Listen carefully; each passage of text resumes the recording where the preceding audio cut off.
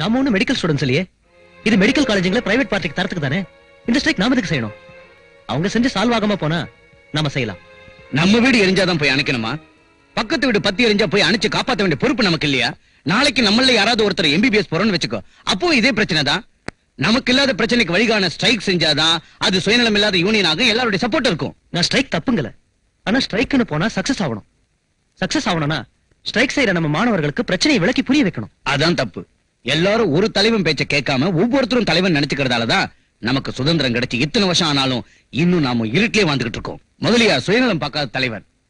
அவர் மாணவர்களுக்காகவும் தொழிலாளர்களுக்காகவும் எத்தனையோ உண்ணாவிரதங்களும் போராட்டங்களும் செஞ்சு ஜெயிலுக்கு போயிட்டு வந்த மனுஷன். அவர் மக்கள் சேவை செய்யணுங்கிறதுக்காக கல்யாணம் கூட பண்ணிக்கல. என்னாட்டம் உள்ளவங்களுக்கெல்லாம் காலேஜ் ஃபீஸ் கட்டி படிக்க வைக்கிறது அவர்தான். நாம எல்லாருமே அவர் ஃபெடரேஷன் மெம்பர்ஸ். நாம அவர் சொன்னபடி கேட்டோம்னு வச்சுக்க, நம்ம ஸ்டூடெண்ட்ஸ்களுக்கு நியாயம் செஞ்சவங்களாகும். அவர் உன்னை ஸ்டூடெண்ட்ஸ் ஃபெடரேஷனுக்கு பிரசிடென்ட் ஆக்குனதுக்கு அப்புறம் முதல்ல வர ஸ்ட்ரைக் இது.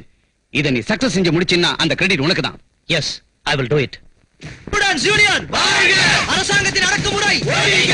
கல்விக்கு முதலிடம் கொடுக்க வேண்டும்! மாணவர்கள் ஒற்றுமை வாழ்க! ஸ்டூடெண்ட்ஸ் யூனியன் வாழ்க!